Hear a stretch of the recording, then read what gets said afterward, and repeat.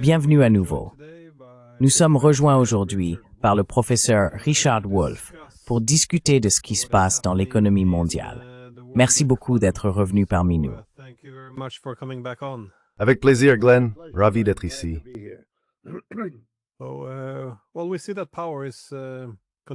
Eh bien, nous voyons que le pouvoir continue de se déplacer vers l'Est. L'économie mondiale change et l'Occident politique semble moins capable de rivaliser dans ce nouveau monde. Dans ce contexte, nous constatons que le gouvernement américain est toujours paralysé.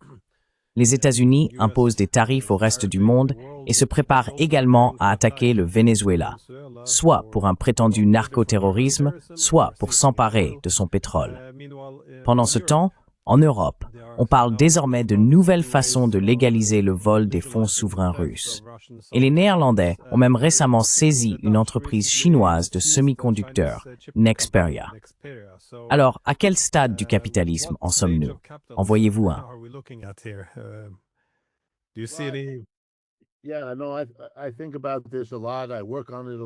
Oui, je sais. J'y pense beaucoup. J'y travaille beaucoup. Ma réponse, si vous me le permettez, doit venir par étapes, au fur et à mesure que nous avançons. Le plus grand problème que vous avez d'ailleurs vous-même évoqué est que le centre dynamique du capitalisme s'est déplacé de l'ouest vers l'est. Il me semble que les preuves sont désormais littéralement accablantes. Je sais qu'il y a beaucoup de gens qui ne veulent pas le voir, mais je considère vraiment cela comme typique des empires en déclin. Ceux qui les dirigent ne veulent pas voir leur déclin, ce que je comprends. Ils sont effrayés par la perspective du déclin, ce que je comprends aussi. Et donc ils font quelque chose que je comprends également. Ils prétendent que cela n'arrive pas.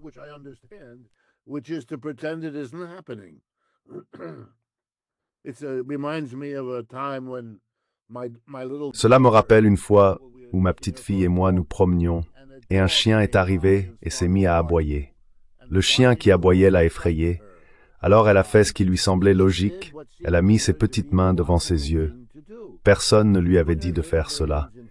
Elle l'a simplement fait, parce qu'ainsi elle ne voyait plus le chien. Et il était bien moins effrayant, puisqu'elle ne le voyait plus. Vous savez, c'est un moment où l'on se rend compte qu'un être humain apprend avec le temps que le chien qui aboie est toujours là, même quand on ne le voit pas. Et vous savez, c'est un processus d'apprentissage.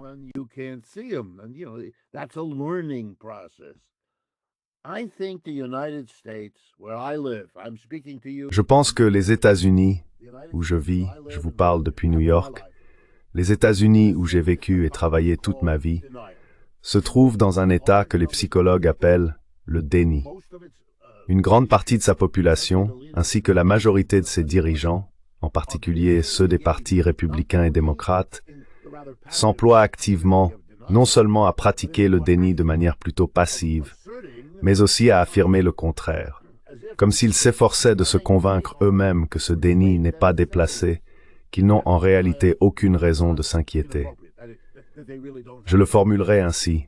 Le centre de gravité du capitalisme s'est déplacé, mais le capitalisme est toujours présent aux États-Unis.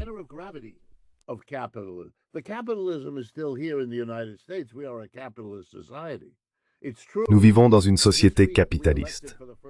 Il est vrai que cette semaine, nous avons élu, pour la première fois, un socialiste comme maire de cette ville, ce qui constitue une étape extrêmement importante, et aussi une étape dans ce déclin.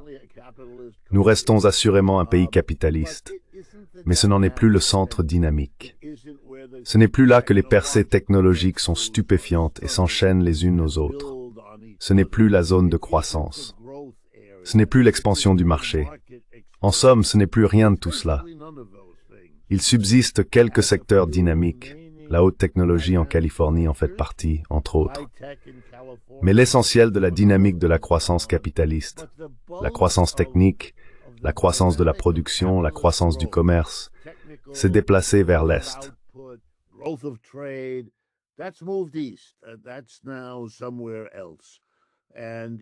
C'est désormais ailleurs.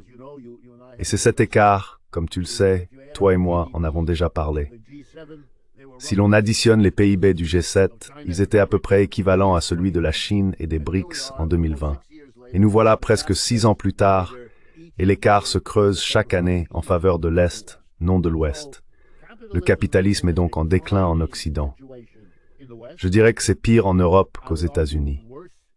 Mais quel que soit le cas, la dynamique, la croissance, l'expansion, tout cela est parti vers l'Est. Et on en voit les symptômes dans notre culture ici, littéralement chaque jour.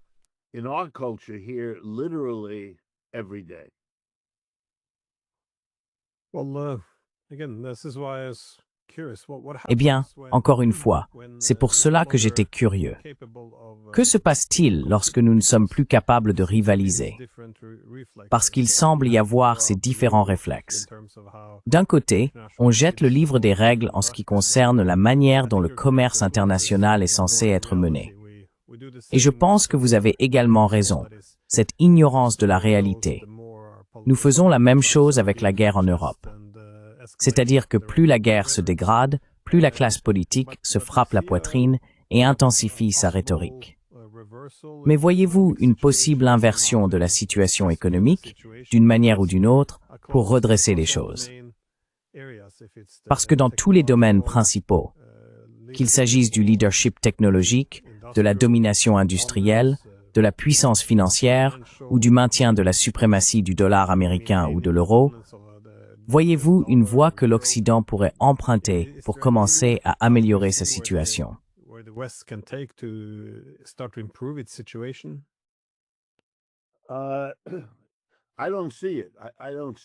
Je ne le vois pas. Je ne vois pas de situation où je pourrais dire, eh bien si ceci, cela et encore cela se produisait, il y aurait une chance d'éviter les conséquences de ce que je viens de dire. Permettez-moi d'être un peu plus concret. Le choc pour les États-Unis et l'Europe, après avoir armé l'Ukraine pendant une période de 10 ans, en la finançant et en la militarisant de toutes les manières possibles, et de constater qu'ils n'ont toujours pas réussi à vaincre les Russes. C'est un problème terrible, vraiment terrible pour eux. Non pas parce qu'ils se soucient tant que ça de l'emplacement des frontières. Ils ont vécu pendant des décennies avec l'OTAN, bloquée par l'Europe de l'Est, quand celle-ci faisait partie du système soviétique. Ils peuvent vivre avec une frontière de l'OTAN réduite. Ce n'est pas un problème sérieux. Et leur inquiétude à propos de l'invasion de petits pays est tellement risible qu'il est difficile de la prendre au sérieux quand des gens autrement sérieux parlent ainsi. Les États-Unis ont envahi le Vietnam, un pays riche, grand et puissant.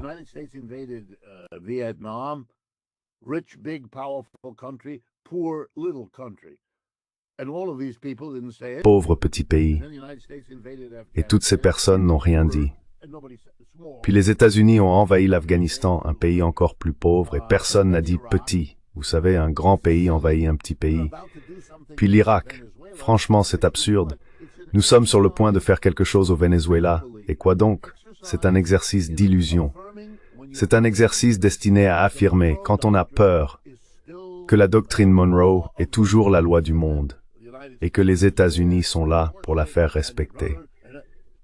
Mais c'est tellement désespéré qu'il leur faut un prétexte totalement transparent.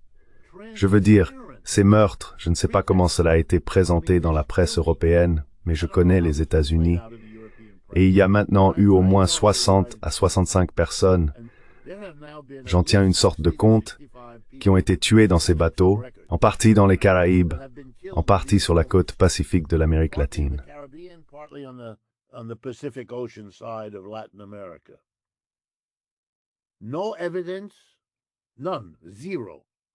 Aucune preuve, rien, zéro. Pas d'avocat, pas de jury, pas de juge, rien. Exécution sommaire par l'armée américaine. Et pour ceux qui regardent cette émission et qui ne connaissent pas le droit américain, nous avons un grave problème de drogue dans ce pays, mais cela dure depuis 50 ans. Toute ma vie, la drogue a été partout. Je peux obtenir n'importe laquelle des soi-disant drogues illégales ici à New York, quand je veux.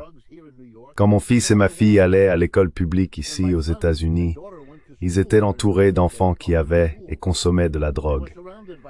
Ils ont souvent été tentés eux-mêmes, comme tous les enfants. Nous avons un problème sérieux. et les personnes impliquées dans le trafic de drogue sont arrêtées chaque jour dans ce pays. Aucun d'entre eux n'a jamais été exécuté. None of them has ever been executed. The drug trade is not a capital crime in the United Le trafic de drogue n'est pas un crime passible de la peine capitale aux États-Unis. Et pourtant, voici des personnes prétendument impliquées dans le trafic de drogue, à des milliers de kilomètres des États-Unis, ne représentant aucune menace concevable et qui ont été sommairement exécutées. C'est un comportement grotesque. Même les partisans de M. Trump dans ce pays ne savent pas quoi dire. Vraiment pas. Et lorsqu'ils finissent par dire quelque chose, cela ressemble au scénario d'un western médiocre. Des paroles dures du genre « Oh, il faut les attraper, il faut s'en occuper ». C'est puéril, bien que le mot puéril ne suffise pas, car on tue des êtres humains, et un grand nombre d'entre eux, sans qu'on voie la fin, tout en affirmant qu'ils sont vénézuéliens. with no end in and asserting that they are Venezuelan. No way to know who they are. You haven't looked at their... Impossible de savoir qui ils sont. Vous n'avez pas examiné leurs papiers. C'est ridicule. C'est de la fiction et on s'y acharne. Et remarquez, pas seulement Trump, mais aussi le vice-président, le secrétaire à la défense. Ils participent tous à un exercice qu'un humoriste qualifierait de démonstration de virilité dans le vestiaire des hommes à la salle de sport.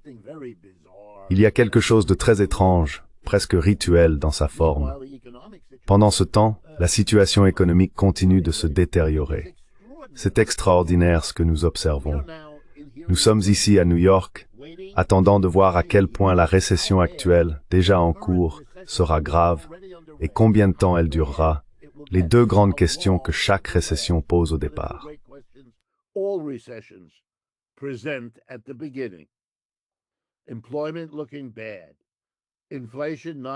L'emploi se porte mal, l'inflation ne baisse pas, et l'on craint que les droits de douane, qui, en réalité, n'ont pas encore eu d'effet, soient en train de se transformer en hausse des prix de détail. Goldman Sachs et d'autres publient des études à ce sujet.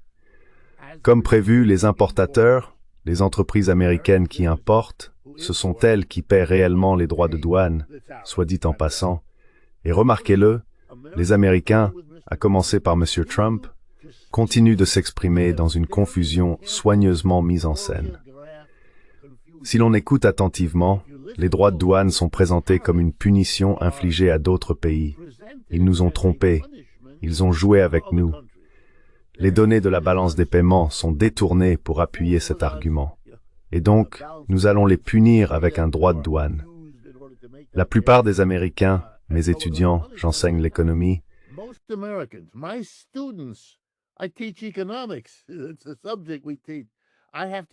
c'est le sujet que nous enseignons.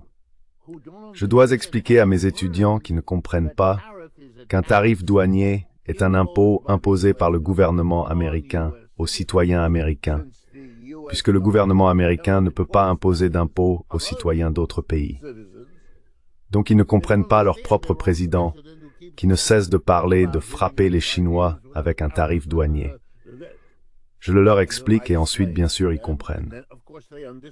Goldman Sachs a réalisé une bonne étude, ils ne sont pas les seuls, qui montre le schéma de transfert.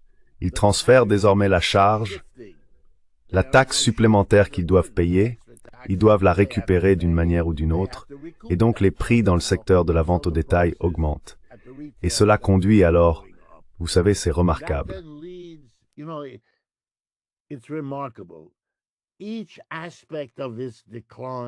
Chaque aspect de ce déclin alimente désormais un autre aspect. Je vais vous raconter une histoire. Elle est apocryphe, mais elle illustre bien le propos. Chaque année, le plus grand distributeur des États-Unis, Walmart, que je suis sûr que tout le monde connaît dans le monde, domine ici aux États-Unis. Nous avons la fête de Thanksgiving à la fin du mois de novembre, et traditionnellement, on mange une dinde, cet oiseau préparé pour l'occasion. Alors Walmart, dans une publicité, annonce « Cette année, nous sommes si fiers, nous proposons un ensemble complet.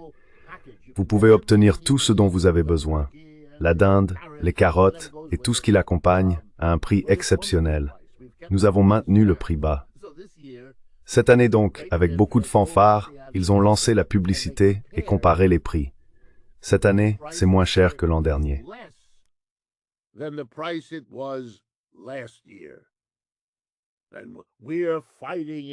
Et nous luttons contre l'inflation.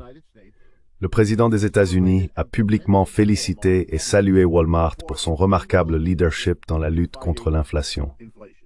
À ce moment-là, tous les journaux du pays, sauf ceux tellement engagés à soutenir M. Trump qu'ils ne pouvaient pas faire ce que je vais décrire, ont souligné que si l'on additionne la liste des articles du panier de Thanksgiving de l'an dernier, il contient un quart d'articles en moins cette année. C'est pourquoi le prix est plus bas. Si l'on compare les mêmes articles de l'an dernier à ceux de cette année, le prix est nettement plus élevé.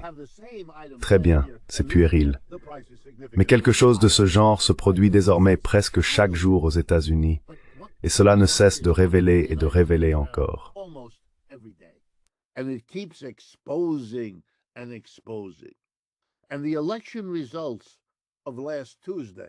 Et les résultats des élections de mardi dernier, un véritable raz-de-marée, tous les candidats soutenus par M. Trump ont perdu, et tous ceux qui s'y opposaient ont gagné.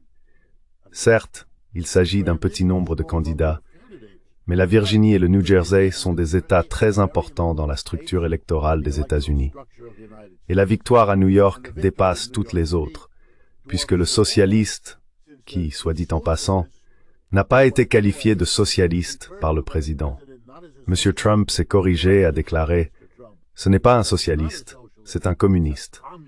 Or, dans ce pays, c'est l'équivalent de dire qu'il s'agit d'un émissaire du diable avec cornes et queues. Alors le président le dénonce. Et que se passe-t-il? Il obtient plus de voix que tous les autres candidats réunis. Il a recueilli plus de 50% des suffrages.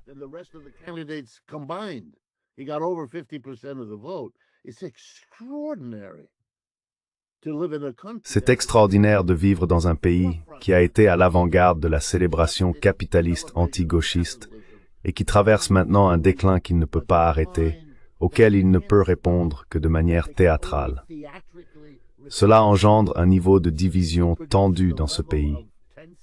Je pense que si vous veniez le visiter, vous le ressentiriez probablement. Si vous passiez quelques semaines ici, l'atmosphère serait différente de ce qu'elle était autrefois. Tout le monde le sent. Les gens se le disent dans la rue. Il y a un sentiment de catastrophe imminente, une grande dépression, beaucoup d'anxiété.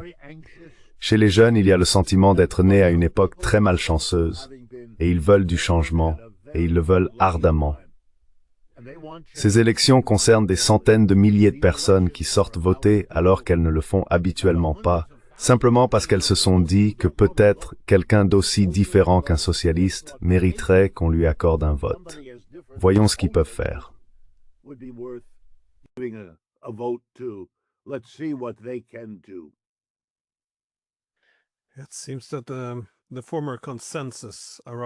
Il semble que l'ancien consensus autour du statu quo, bien sûr modifié dans une certaine mesure au cours des 80 dernières années, eh bien, à mesure que le statu quo disparaît, le consensus s'effrite également.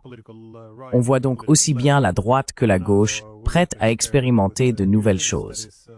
À droite, ils ont évidemment tenté leur chance avec Donald Trump, tandis qu'à gauche, ils essayent quelque chose de différent à New York. Mais ce qui est préoccupant, c'est qu'il n'y a pas de terrain d'entente, comme vous l'avez dit. Ils semblent se détester avec une grande intensité.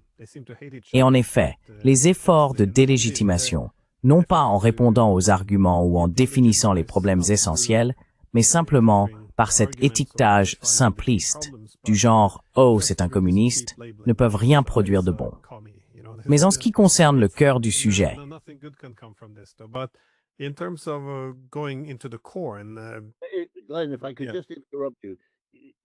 Glenn, si je peux juste t'interrompre parce que tu dis quelque chose de très important, mais je veux en venir à l'essentiel.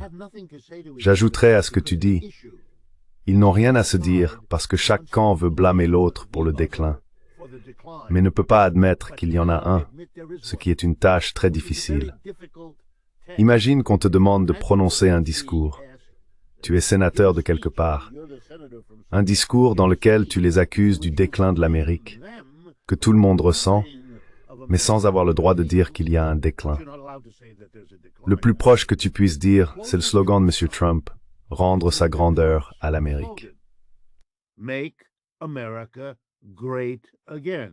You need to imagine a great past. Il faut imaginer un grand passé, fictif, inventé.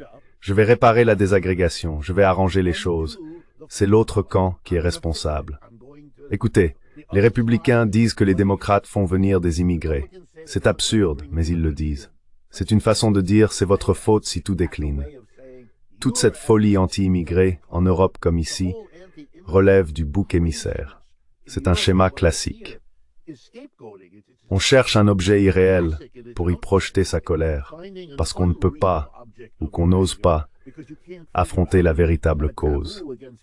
Ensuite, les démocrates détestent les républicains, parce que la manière républicaine de rendre sa grandeur à l'Amérique suppose de bâtir une coalition de gens qui prendront cette idée au sérieux. Qui sont-ils?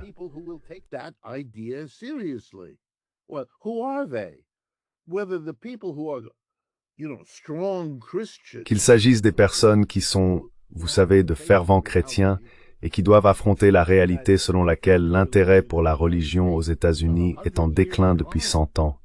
Rien ne changera cela, du moins pas dans un avenir prévisible. Et cela effraie ceux pour qui la religion reste une question importante. Mais ils la voient disparaître. C'est devenu un sujet de moquerie à la télévision.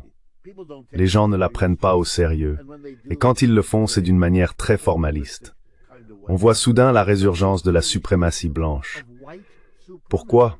Parce qu'une partie de la population s'est accrochée à cette idée de hiérarchie raciale depuis 100 ans, et elle la voit disparaître, lentement, progressivement, mais vous savez, de plus en plus.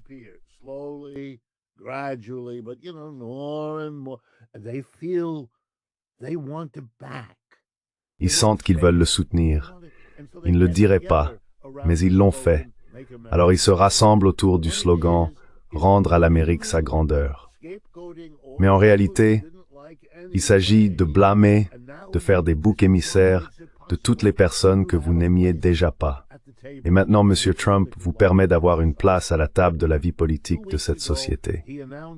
Il y a 2 semaines, il a annoncé une baisse du nombre de personnes autorisées à entrer aux États-Unis avec le statut de réfugié, et elle serait limitée de 2 manières.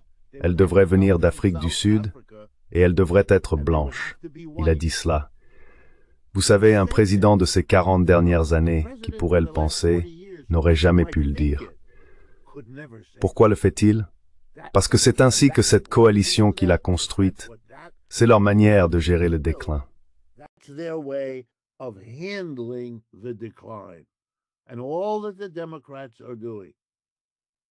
Et tout ce que font les démocrates, ils ne sont pas en désaccord. Ils repoussent les immigrés, ils accusent la Russie, ils accusent la Chine, ils accusent les puissances étrangères. Tout cela, c'est acceptable. Tout cela, c'est acceptable. La seule chose à laquelle ils peuvent penser, c'est « Il est autoritaire, M. Trump. Il ne fait pas les choses comme nous le ferions, c'est-à-dire d'une manière plus discrète, sous une façade démocrate plus soignée. » C'est tout. Laissez-moi vous donner un exemple qui s'est produit il y a 2 jours. Kamala Harris, vous savez, la femme qui s'est présentée à la présidence en novembre dernier, a publié un tweet le jour de l'annonce de la victoire de Mamdani à New York. Elle est démocrate. Mamdani, du moins légalement, est démocrate. C'est donc la victoire d'un démocrate, un jeune, nouveau démocrate.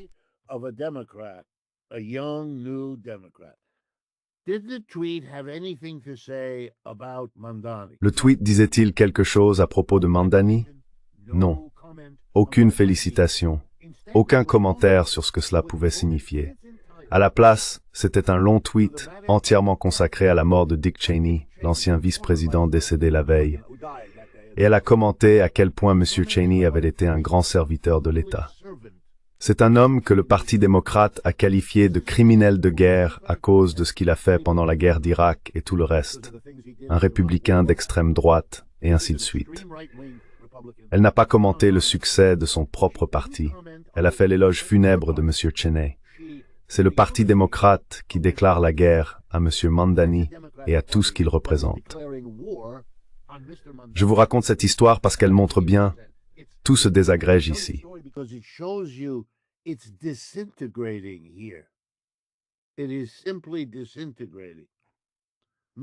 Cela est tout simplement en train de se désintégrer. Au moins un tiers des partisans de M. Trump le croient vulnérable à ce qui va enfin être révélé dans l'affaire Epstein. Il perdra un grand nombre de soutiens à cause de cela. Tout le monde le pense.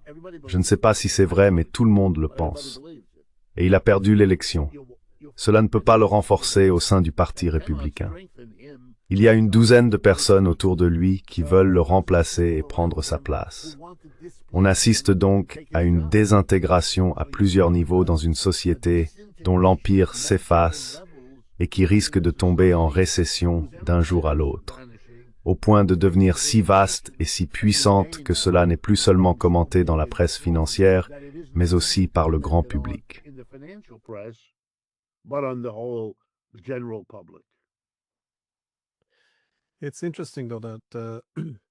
C'est intéressant cependant qu'avec le déclin économique, lorsque l'on voit le système politique commencer à se désagréger un peu, de nouvelles lignes de fracture doivent évidemment être tracées. Et cela implique toujours de définir qui nous sommes par rapport aux autres, ce qui, comme vous l'avez souligné, est en train de changer à la fois dans le Parti démocrate et dans le Parti républicain. Ce qui est intéressant avec les États-Unis, toutefois, c'est qu'ils ont souvent été assez uniques en cultivant un nationalisme très positif, fondé sur l'idée que leurs plus beaux jours sont encore à venir. Des colonies de la côte Est se déplaçant vers l'Ouest, en passant par l'ère bipolaire puis unipolaire, le pays a toujours semblé aller de force en force. Mais maintenant qu'il est confronté au déclin, cela ouvre la porte à une forme de nationalisme plus négative.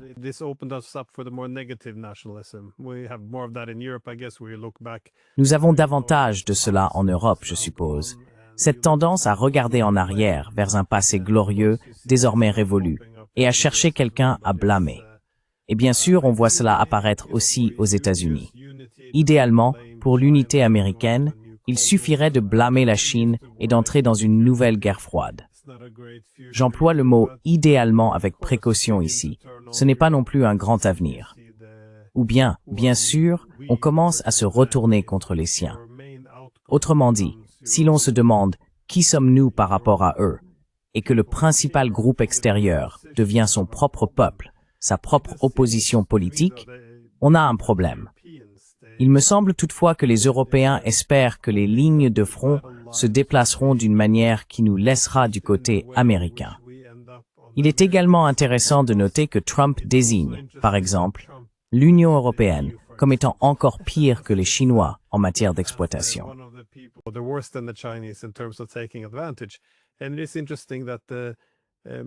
Et c'est intéressant que, avant que tu ne poses la question, tu n'étais pas sûr de la manière dont la question vénézuélienne est traitée dans les médias européens.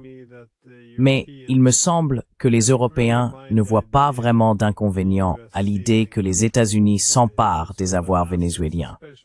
Surtout parce qu'ils entretiennent des relations si étroites avec les Chinois et les Russes. Mais ils espèrent que cela se fera dans le cadre du monde politique occidental. C'est pourquoi je pense par exemple que le prix Nobel de la paix, c'était presque une évidence pour Trump.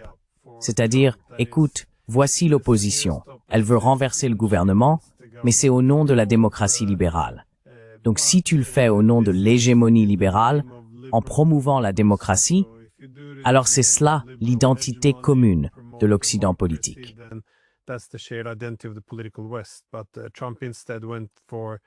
Mais Trump a plutôt opté pour le narcoterrorisme, donc davantage de sécurité dure à l'américaine.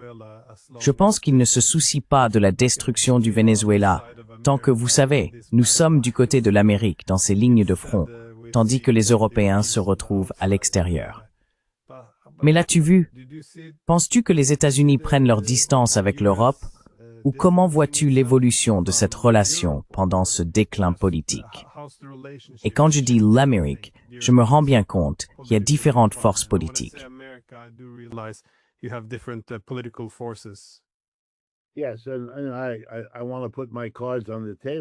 Oui, et je veux être franc.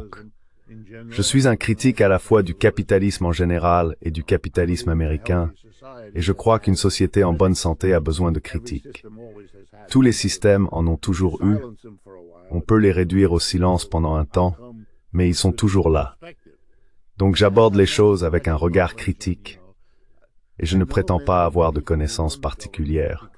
Vous savez, je connais beaucoup de personnes qui dirigent le gouvernement, car les États-Unis, contrairement au discours libéral-démocratique, sont une société très hiérarchisée, dominée par le prestige. Donc, vous parlez à quelqu'un comme moi qui vient de ce milieu. Eh bien, j'ai fait mes études à Harvard, Stanford et Yale. Pendant 10 ans de ma vie, j'ai obtenu tous mes diplômes dans ces institutions. Vous savez, ma camarade de promotion dans mon programme d'économie était... Son nom m'échappe. Janet Yellen, n'est-ce pas? Janet Yellen. Donc, l'un de mes camarades de classe et l'un de mes professeurs à Harvard était Henry Kissinger, etc., etc., etc. Je viens de cette formation, de cette partie de la population. C'est ce qui s'en rapproche le plus pour moi. Je ne reste pas ami avec ces gens-là, donc je lis le journal comme tout le monde. Mais voici ce que je dirais de la situation économique actuelle.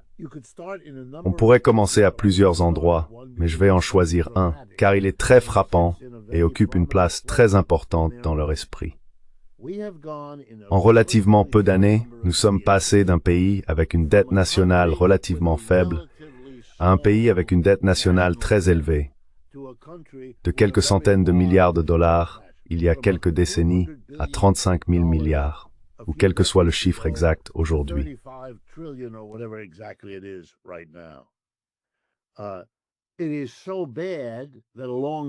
C'est tellement grave qu'en cours de route, nous avons perdu notre note de crédit AAA auprès de Standard & Poor's, Moody's et Fitch, les 3 principales agences de notation au monde, toutes américaines.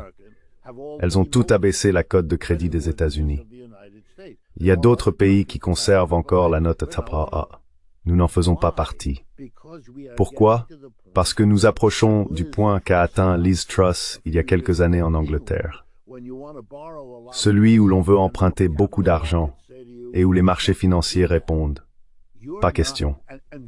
Et c'est très grave. Nous sommes tellement endettés que les investisseurs perçoivent un risque. Celui qu'un politicien, de gauche ou de droite, mobilise le public autour d'un slogan du type « Pourquoi payons-nous des intérêts aux milliardaires d'autres pays plutôt que de nourrir nos enfants ?» C'est un argument puissant.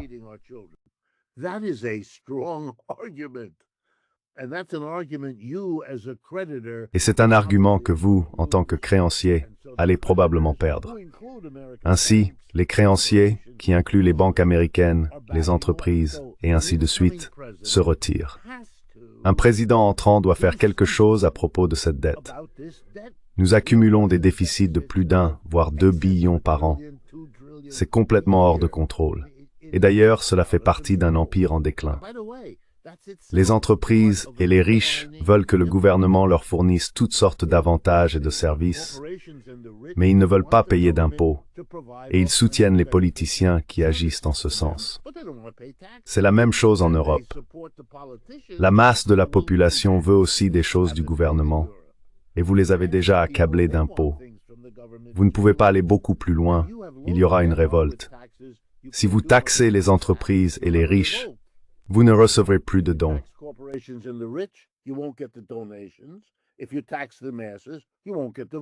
Si vous imposez les masses, vous ne gagnerez pas les voix. Alors la solution, c'est d'emprunter.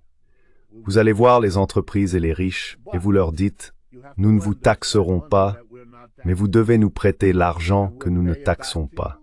Nous vous le rembourserons et nous vous paierons des intérêts. » Pour les riches, c'est évidemment merveilleux. Quel excellent choix entre payer un impôt et prêter au même gouvernement. Ainsi, les dettes deviennent folles, car cet arrangement politique ne produit aucun autre résultat, comme personne ne devrait s'attendre à ce qu'il en soit autrement. Mais maintenant, vous êtes arrivé au bout. Comme tout autre emprunteur excessif, vous avez épuisé le crédit disponible. Pourquoi est-ce que je souligne cela? Parce que M. Trump, dont la compréhension de ces questions n'est pas la meilleure, et, si cela vous inquiète, laissez-moi vous assurer que Scott Bessent, son conseiller, est tout à fait sur la même longueur d'onde.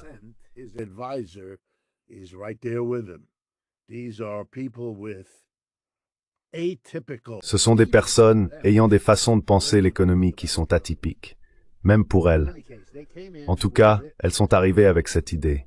Nous sommes dans une situation terrible. Nous ne pouvons pas et ne voulons pas taxer les entreprises et les riches. C'est exclu, c'est un tabou. Nous ne ferons jamais cela. Alors que reste-t-il? Comment allons-nous maintenir le système sans nous endetter de manière insensée? La réponse est bien, c'est une situation désespérée. Une situation désespérée appelle des mesures désespérées. Cela signifie que nos anciens alliés ne peuvent plus être exemptés. Nous n'exemptons que nos propres entreprises et nos propres riches. Eux, nous savons que nous devons nous en occuper. Mais nous ne faisons plus cela pour les Canadiens, ni pour les Mexicains, ni pour les Européens.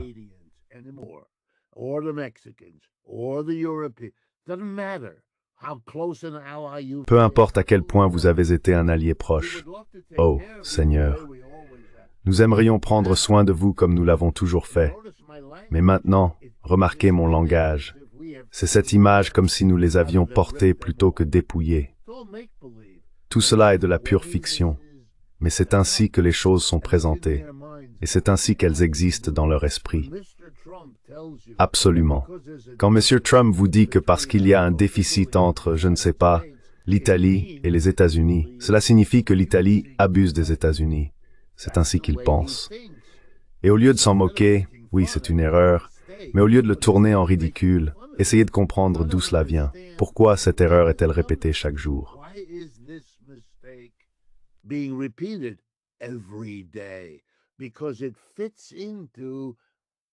Parce que cela s'inscrit dans l'idée que nous allons désormais sauver l'Amérique en utilisant sa propre taille, sa propre importance.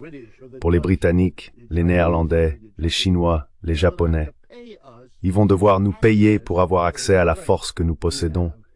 Et c'est ainsi que nous allons maintenir notre puissance. C'est ainsi que nous allons la conserver. Donc, nous n'allons aider personne d'autre. Vous voulez des troupes en Europe? Vous payez.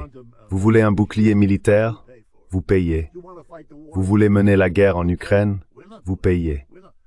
Nous ne ferons pas cela. Nous préservons nos ressources pour traverser cette période difficile, et nous allons vous prendre chaque centime possible.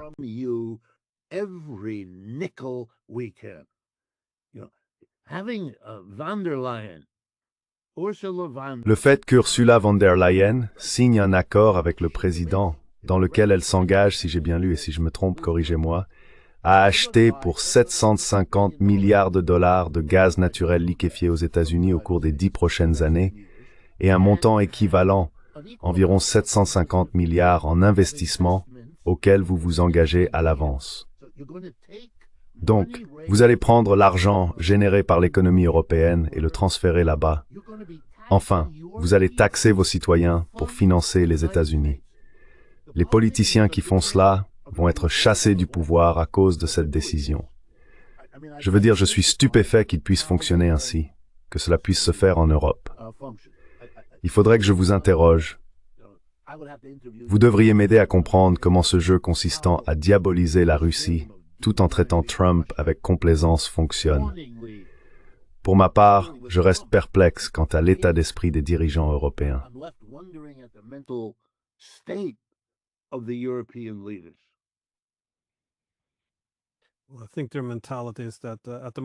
Je pense que leur état d'esprit actuel, c'est que Trump a jeté l'ancien échiquier en l'air et qu'ils veulent, lorsque les pièces retomberont, qu'elles se placent de manière à ce que, comme je l'ai déjà mentionné, lorsque les nouvelles lignes de front seront tracées, les Américains considèrent les Européens comme faisant partie de nous, en somme.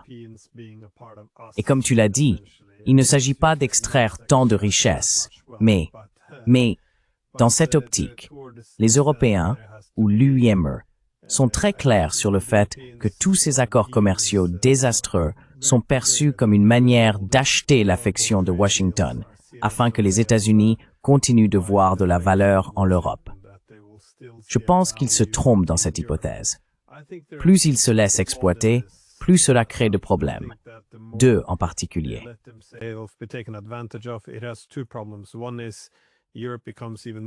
Premièrement, l'Europe devient encore plus affaiblie et plus vulnérable, de sorte que les États-Unis sont moins enclins à la considérer comme un partenaire égal. Et deuxièmement, Trump, je pense que ce n'est pas seulement Trump, mais d'autres aussi, éprouve une certaine méprise pour ce genre de faiblesse, où il n'y a ni colonne vertébrale, ni volonté de défendre les intérêts nationaux fondamentaux. Mais vous avez mentionné que les États-Unis étaient prêts à extraire toute cette richesse de leurs propres alliés. Il existe toutefois quelques exceptions intéressantes, car Trump, bien sûr, a été élu en disant qu'il allait s'attaquer à la dette. Et je suis tout à fait d'accord. Je pense que c'est là le cœur du problème. C'est ce qui rend tout cela insoutenable. Mais il compte y parvenir en mettant fin aux guerres sans fin.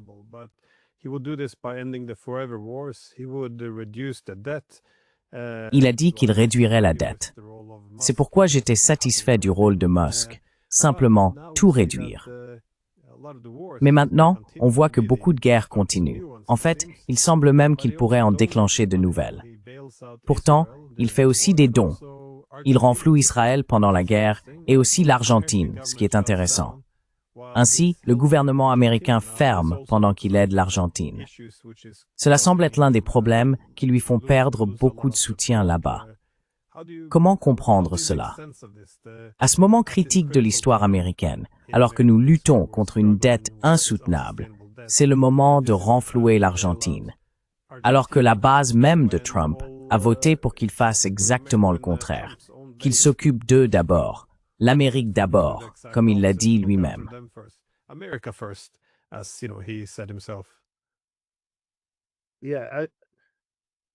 M. Trump est avant tout un professionnel du spectacle. C'est ainsi qu'on l'appelle ici. C'est un artiste. Il comprend que la manière dont on se présente est d'une grande importance et peut vous mener très loin. Il s'est produit lui-même jusqu'à la Maison-Blanche. En d'autres termes, il a prouvé sa propre hypothèse dans son esprit. Il a montré, regardez, je n'étais pas un étudiant, je n'ai jamais beaucoup compris. J'ai été un playboy toute ma vie. J'ai hérité de centaines de millions de dollars de biens immobiliers de mon père. Tout a toujours été pris en charge pour moi. J'ai échoué dans 8 ou 9 entreprises différentes que j'ai lancées et qui se sont effondrées. Une université, de l'eau en bouteille, des steaks, des casinos.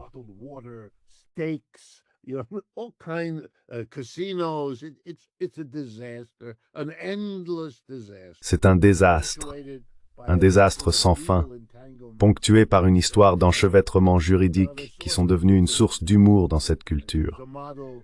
C'est un plaideur modèle qui perd sans cesse, mais s'en moque, parce qu'il a assez d'argent pour que le but de la loi soit d'ennuyer les autres, de les agacer, de leur soutirer de l'argent en frais juridiques, afin d'utiliser sa fortune pour faire fonctionner la loi à son avantage. C'est l'exemple classique.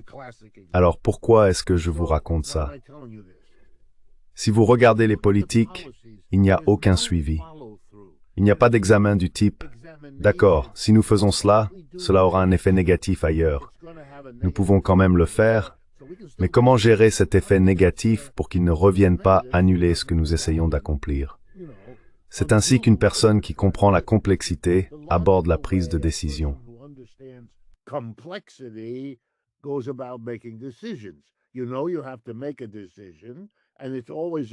Vous savez, il faut prendre une décision. Et c'est toujours un risque. Mais on peut atténuer ce risque en examinant, si vous me permettez l'expression, d'une manière hégélienne, les contradictions intrinsèques dans les actes que l'on entreprend. Vous savez que c'est ainsi que le monde fonctionne. Lui, non. Lorsqu'il dit « Je peux mettre fin à la guerre en Ukraine avec quelques coups de téléphone en une semaine », il a en tête que c'est quelque chose qu'il peut faire. Et s'il n'y parvient pas, il va se mettre très en colère contre quelqu'un qui, selon lui, s'est immiscé de manière inappropriée, illégale, avec une intention malveillante, dans la bonne action qu'il s'apprêtait à accomplir. Et il est stupéfait. Et il les abattra, et il se sentira en droit de les abattre, parce qu'ils sont soit ignorants, soit pervers, soit les deux, en s'opposant à lui. Ainsi, il découvre que ce ne sont pas seulement les Européens.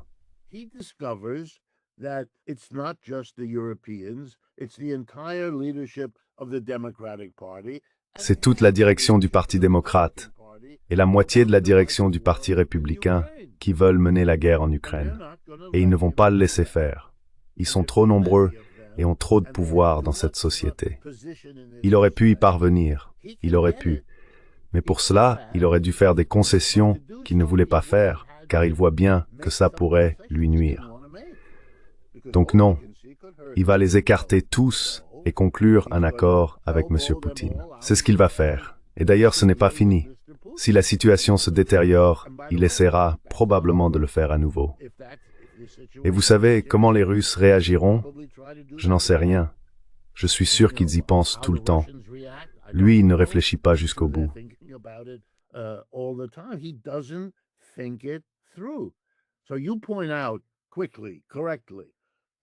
Donc vous soulignez, rapidement et à juste titre, qu'il vient tout simplement d'acheter une élection en Argentine, parce que Trump avait clairement indiqué, des semaines avant le scrutin, qu'il donnerait beaucoup d'argent si les gens réélisaient Milei, et qu'il ne leur donnerait rien s'ils ne le faisaient pas. Maintenant, je ne sais pas à quel point cela a été déterminant, ni dans quelle mesure une activité clandestine est venue compléter cette activité ouverte. Mais pour un pays qui vient de traverser une lutte traumatisante autour de ce qu'on appelle, entre guillemets, l'ingérence étrangère dans nos élections, il faut vraiment s'arrêter, respirer un grand coup et constater qu'il a été aussi facile pour M. Trump d'intervenir dans les élections argentines et que personne ici ne dit un mot. Je veux dire, un parti démocrate doté d'un minimum d'indépendance intellectuelle aurait compris votre remarque.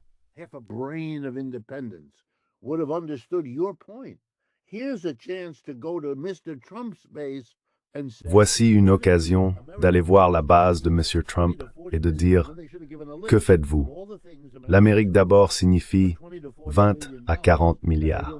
Et ensuite, ils auraient dû dresser la liste de tout ce que les Américains auraient pu obtenir pour 20 à 40 milliards de dollars, mais qu'ils n'auront pas maintenant parce que nous soutenons un fou au pouvoir en Argentine. C'était du sur-mesure. Ils ne l'ont pas fait. Vous savez, ils sont pris dans le même déclin impérial. C'est pourquoi ils ne disent pas grand-chose à propos des bateaux.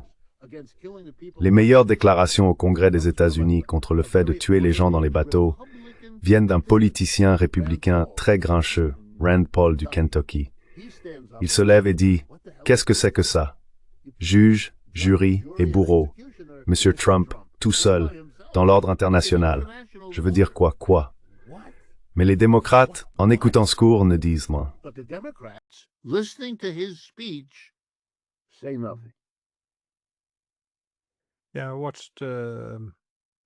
Oui, je l'ai vu faire d'autres commentaires aussi, disant qu'environ 1 bateau sur 4 contrôlé pour la drogue n'en transporte en réalité pas, ou qu'il y a erreur. Alors il a dit, eh bien, si on suit les mêmes chiffres, on tue une personne innocente sur 4. Encore une fois, si c'était légal de tuer des gens dans les eaux internationales, avant même de savoir ce qu'il y a sur le navire, dans notre pays.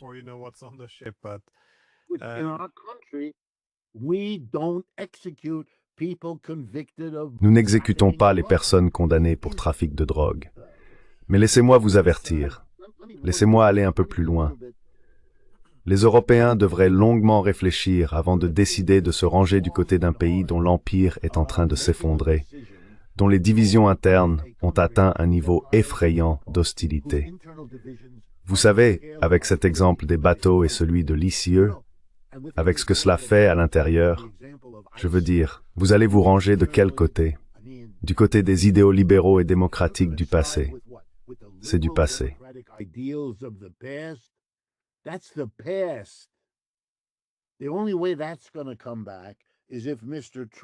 La seule façon pour que cela revienne, c'est si M. Trump, ce qu'il fait d'ailleurs, provoque une réaction de rejet.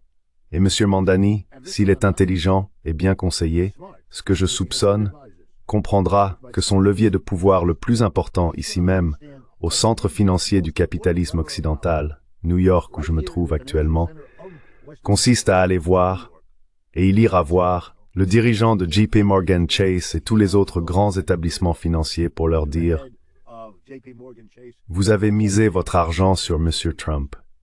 Il est maintenant en train de sombrer et vous feriez bien de faire très attention à ce que la réaction contre lui ne finisse pas par plonger le pays dans une situation pire que celle dans laquelle il se trouvait avant que vous ne vous engagiez sur la voie de M. Trump. »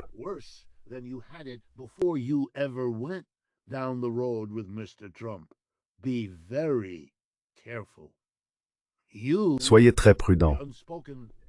La phrase non dite est « Vous avez besoin de moi. Vous avez besoin d'un ami à gauche, car lorsque le virage à droite se révélera incapable de résoudre les problèmes du système capitaliste américain, vous savez où ira la classe ouvrière. À gauche. » Et permettez-moi de rappeler à tout le monde que la dernière fois que le capitalisme s'est effondré, dans les années 1930, la classe ouvrière américaine est allée à gauche. Elle a soudainement donné naissance à deux partis socialistes et un parti communiste d'une taille considérable, qui ont travaillé avec le CIO pour syndiquer la classe ouvrière américaine d'une manière qu'elle n'avait jamais connue auparavant et qu'elle n'a jamais revue depuis. Ce fut le sommet.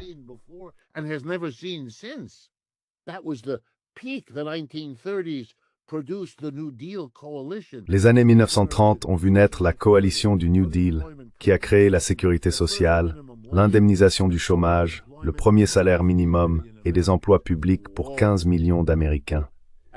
Waouh! Et comment ça a-t-il été financé? En taxant les entreprises et les riches. Et qui l'a fait?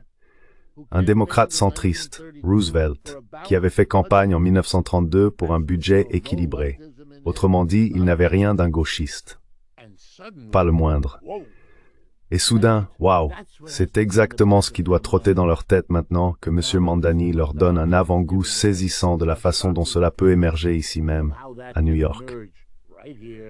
Toute la direction de la classe capitaliste new-yorkaise s'est mobilisée pour arrêter M. Mamdani.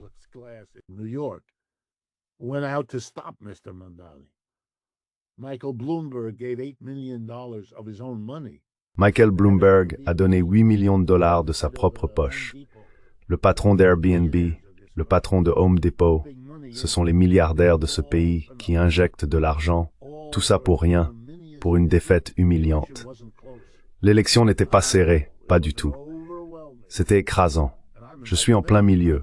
J'ai voté à cette élection parce que je vis à Manhattan et je sais ce que mes voisins me disaient, ce que je n'arrivais pas à croire dans les mois qui ont précédé. Je ne croyais pas qu'il pouvait y arriver, mais tous mes voisins votaient pour Mamdani.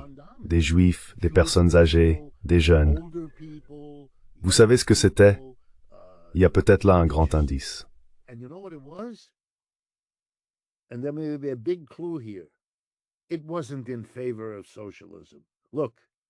Ce n'était pas un vote en faveur du socialisme.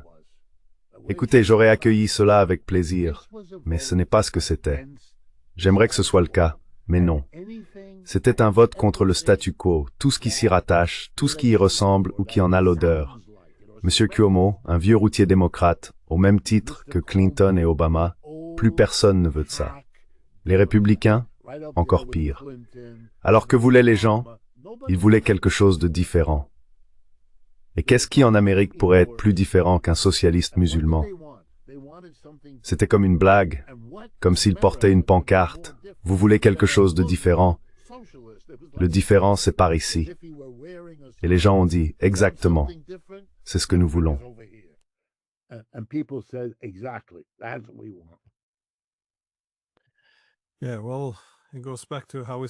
Oui, eh bien, cela remonte à la façon dont tout a commencé.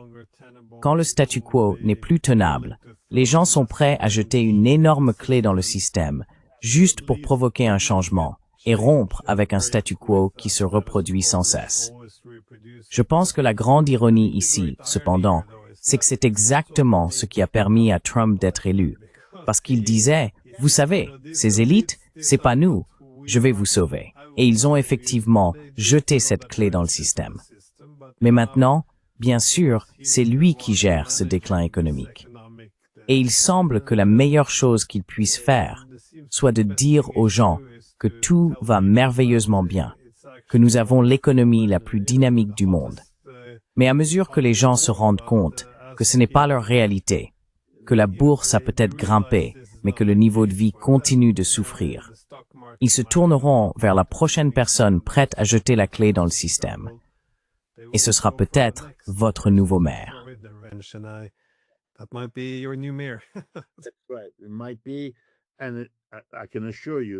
C'est exact, c'est possible. Et je peux vous assurer qu'à travers tous les États-Unis, dans chaque ville et chaque village, il y a des personnes comme M. Mamdani qui envisagent désormais de s'engager politiquement dans leur communauté. Vous avez, si vous me permettez l'expression, libéré le génie proverbial de sa bouteille, et il est impossible de le faire rentrer. Il se répand déjà de manière diffuse partout, et il n'y a pas assez de bouteilles, ni assez de gens.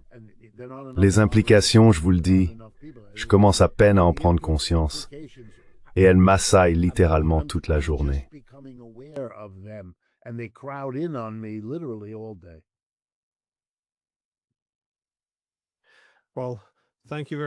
Eh bien, merci beaucoup de m'avoir permis de profiter de votre expertise. Ce sont des temps fascinants. Voir comment cette décadence économique, je suppose, alimente cette fragmentation politique massive. Voir un effondrement. Donc, encore merci.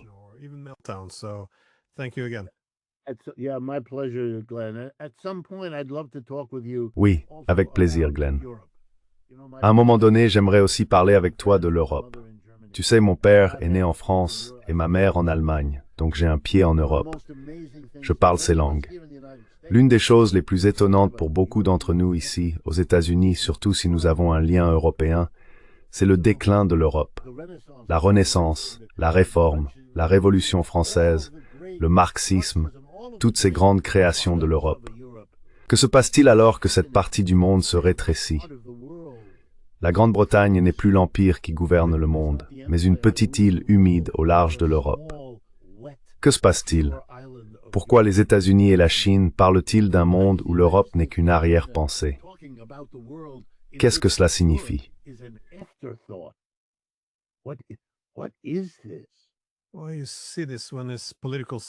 Eh bien, on voit cela lorsqu'il y a des accords politiques conclus à Gaza ou ailleurs dans le monde.